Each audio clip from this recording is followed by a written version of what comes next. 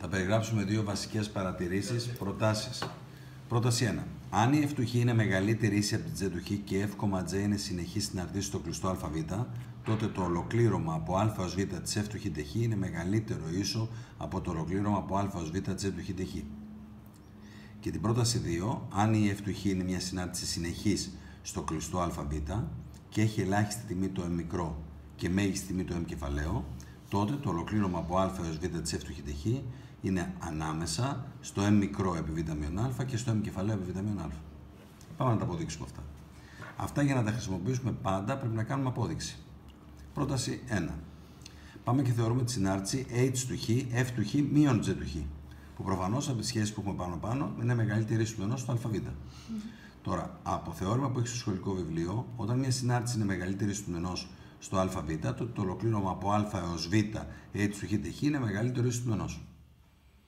Άρα προφανώς και το ολοκλήρωμα από α ως β f του χ μείον g χ dχ μεγαλύτερο του ενός, σπάζοντας σε δύο ολοκληρώματα, είναι προφανώς αυτό που θέλουμε να αποδείξουμε. Πρόταση 2.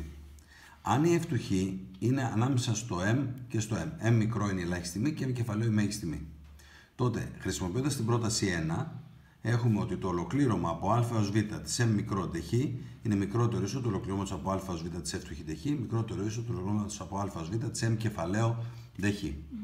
Αυτό προφανώς το m είναι πραγματικός αριθμός που περνάει έξω το ολοκλήρωμα και το ολοκλήρωμα της μονάδας είναι το χ. Άρα m επί χ από α ως β που κάνει m επί β μείον α. Μικρότερο ίσο του ολοκληρώματος από α ως β f του χ dχ, μικρότερο ίσο για τους ίδιους λόγους m κεφαλαίο επί χ από α ως β, δηλαδή m κεφαλαίο επί β μείον α. Θα κάνουμε μία εφαρμογή τώρα, μία εφαρμογή πάνω σε αυτό. Θα αποδείξουμε ότι το ολοκλήρωμα από 0 ως 2 της χ τετάρτης συν 5 προς χ τετράγωνο και 2, χ τετάρτης και 2 dχ είναι ανάμεσα στο 7 τρίτα και στο 5. Τι θα προσπαθήσουμε δηλαδή να κάνουμε? Θα προσπαθήσουμε να βρούμε πρώτα τη μέγιστη και την ελάχιστη τιμή της συνάρτησης που είναι μέσα στο ολοκλήρωμα.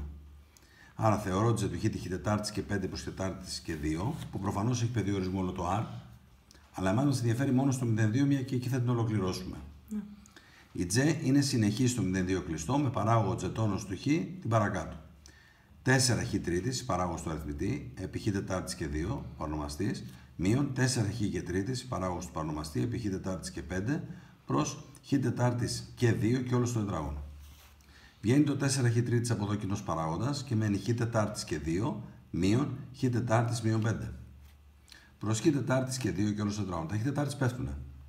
Άρα είμαστε μείον 3 επί 4 μείον 12 χ τρίτης επί χ τετάρτης και 2 και όλο στο τετράγωνο.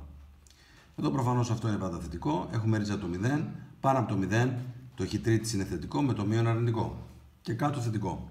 Εμένα βέβαια με ενδιαφέρει η μονοτονία μόνο στο 0,2. Άρα η συνάρτηση J είναι γνησίως φθήνουσα στο 0,2 κλειστό. Άρα το πεδίο τιμών της J θα είναι προφανώς, γνωρίζουμε από θεωρία, όταν η συνάρτηση είναι φθήνουσα στο αβ, το πεδίο τιμών της είναι το J του β, J του α. Έτσι και εδώ, J του 2, J του 0. Αντικατάσταση στο J του 2, βγαίνουμε ότι κάνει 21/18, δηλαδή 7 έκτα, και το J του 0 που κάνει 5 δεύτερα και το έχουμε εδώ έτοιμο. Άρα η J του χ βρίσκεται ανάμεσα στο 7 έκτα και στο 5 δεύτερα. Τώρα, με χρήση της πρότασης 2 που αποδείξαμε λίγο πριν, το ολοκληρώμα από 0 ως 2 της 7 έκτα dχ είναι μικρότερο στο ολοκληρώμα από 0 ως 2 της J του χ dχ, μικρότερο ίσο του ολοκληρώματος από 0 ως 2 της 5 δεύτερα dχ. Αυτό είναι 7 έκτα περνάει έξω, επί 2 μείον 0, άρα 7 τρίτα. Και αυτό εδώ είναι 5 δεύτερα, επί κουτάκι χ από 0 ως 2, που είναι επί 2, 5. Κλείσω.